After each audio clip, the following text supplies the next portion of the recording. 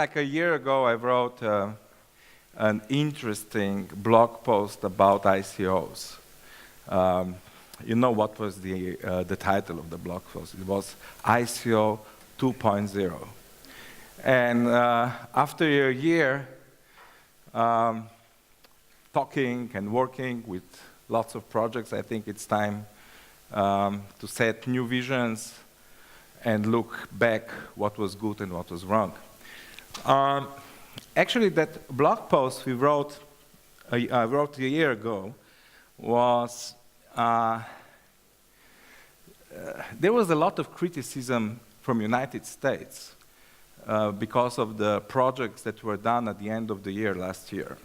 And most of them are actually coming from European Union, from Europe. And that was actually the answer to the criticism that we here at this part of the world, without the access to VCs and funds, we can do really, really good things. And also that blog, ICO 2.0, led later to Cofound.it. So Cofound.it is actually the product of that blog. It turned out that something is missing in that world. So this is the thing that we did. And you know, every fairy tale starts with once upon a time there was a. It's a pretty romantic thing. And this is where actually I came into this world. That was the moment when Ethereum happened and Lisk. This is the moment when, you know, when you hear that that there is money, that you can put code on it. That is pretty romantic for somebody coming from this field. So if smart contracts got my attention at that time, the DAO and the messaging behind the DAO got my heart. You know, we all are a little bit rebellious inside ourselves. This is the true value system of our ecosystem. The DAO is the code. The DAO is revolutionary. And it was not only that the DAO got my heart, but I also put quite a lot of money inside. And it turned out that was not such a good idea. The DAO was actually too human. And if I compare this moment that we are now, exactly this moment, when we have a strange feeling that this ICO world is not functioning anymore, that was exactly the same feeling at that time. After the DAO, we had the feeling that that the idea of ICO, the wonderful idea of ICO, is actually over. But it wasn't like that. That was August, September last year, only a year ago. It feels like few years, not one, maybe 5, 10 years. It seems like a very, very lot of time. And these were the projects, something like Golem, Economy here. Actually, everything started here in Slovenia. Economy was the first project using the crowdfunding that went over 10 million here in Europe. So it started here. And this was the story, the period of European Union. So all the projects from that period are not coming from the United States. They are coming from here, from this space. And it was a period of projects with really disruptive visions. So it was about having the opportunity, about Uberization, about disrupting the old world, about giving the opportunity to small investor that he can get in very, very early stage. And these were the really good messages at that time. Most of the ICOs at that time were really crowdfunded. There were no VCs inside. And they got 10 to something like 20 millions. And then came the golden age. The golden age was fantastic. You had an idea. You didn't need a vision anymore. Idea was absolutely enough. And you got the money in seconds. It was a period of records. It was how fast you can do it, how big you can get. And Cofound.it is quite an interesting thing because at Cofound.it we didn't actually get to the ICO because we sold everything to crowd in pre-sale, all 15 millions. So another good record. And then came the summer. After that period, I think this was something around June, July, VCs came into the world. And actually, if I look back, I believe that VCs are now controlling this ecosystem. Actually, we are not talking about crowd sales anymore. It's about pre-sales right now.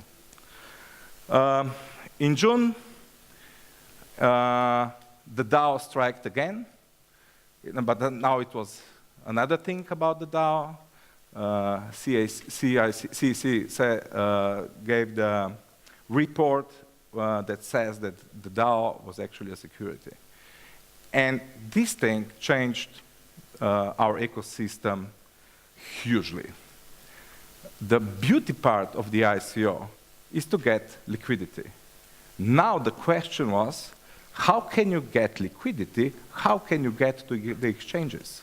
Because if you read this paper very precisely, everything can be defined as a security. So basically the exchanges, US exchanges, are actually risking a lot. And here we are. What to do now? First, few observations. The first thing, this ICO world is extremely fast. So something we know that we were doing 3 months ago, today is most probably not valid. It might happen that something happened a few minutes ago and everything I know is not valid anymore. This is the speed of this ecosystem. We are talking here about 3 to 6 months that each period takes time. The second thing, each period starts with the innovation in the ICO world. And it ends with radicalization of the same innovation. And also, we should not forget about market cycles. We have market cycle of Bitcoin, and market cycle of altcoins, and we have Ethereum market, and we have crypto kittens, and I don't know what. We have so many things. And we should really take this into account. And of course, there is regulation, and there is old economy that comes into the world, and small investor. That is almost gone. And this is what we're doing. We are doing a lot of mistakes. Most of the projects that are coming to us, we are actually doing a Franken token. It's a pure security, and we are extremely creative how to present that super security into a utility token. This is what I call Frankensteinization. And this is wrong. And even more, some guys are playing with regulators. There was a fantastic idea of foundation in Switzerland. Tezos broke that idea completely. It was misuse of the brilliant idea that was fantastic for this ecosystem. So, if you are thinking about foundations, forget about it. Switzerland is close with that one. And of course, there are projects that would be these two projects are most probably the projects that would fill completely in few minutes in April or May. Now they didn't reach the hard cap and they had a lot of problems how to get the money, a lot of problems, and most of the money was not crowd sale, it was investors, the big investors. Check them. They are extremely interesting, and you can learn a lot from them.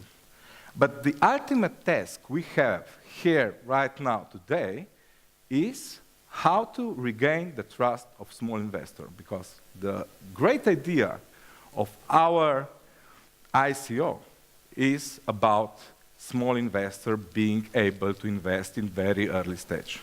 But they don't trust anymore. How can we do it?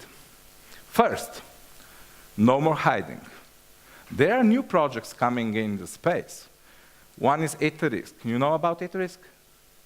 Eterisk is a project that is seriously making an alternative on blockchain to old insurance business. It's like InsurePal, but a little bit more wider. If you want to play a real role in the old world, in real business, you have to act by the rules of the old world. This is why this project will be incorporated properly without any kind of hiding. Data Fund was already mentioned today. It's a project that deals with GDPR. The project that is dealing with EU regulation should not hide. It should be incorporated in the real world. So no more BVIs and other islands. The second thing is, let's start to talk forbidden words.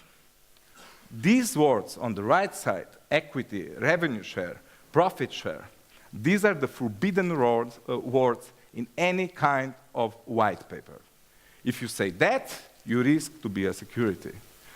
What we believe in, that the time in ICO 3.0 will actually open the new way how to make some kind of hybrid ICO models.